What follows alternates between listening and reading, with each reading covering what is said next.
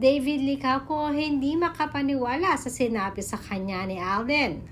Barbie na touch.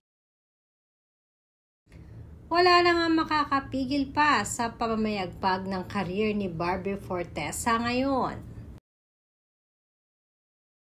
May tuturing talaga na isa si Barbie sa pinakamagagaling na artista sa kanyang henerasyon. Kaya naman masasabing this year is Barbie's year talaga. Dahil kahit anumang pasuking project ni Barbie ay talaga namang pumapatok.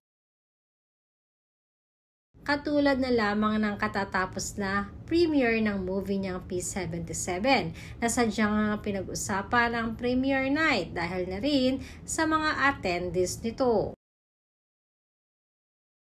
Hanggang ngayon kasi ay madaming hindi maka-move on sa kilig nang dumating ang pambansang Ginoo sa premiere night ni Barbie na si David Licauco.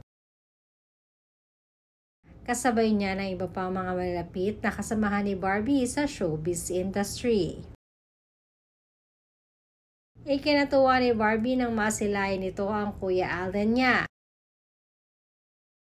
Kilala naman natin si Alden sa natural nitong pagsuporta sa kanyang mga kaibigan at co-artists at madalas pa nga ay nagpapa-black screening pa ito during premiere.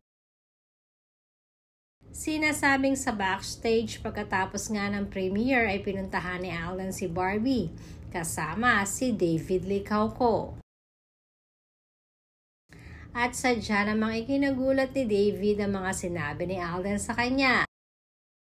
Bilang isang kapatid na ang turing kay Barbie, ay sinabi nito na pakaingatan di umano niya si Barbie.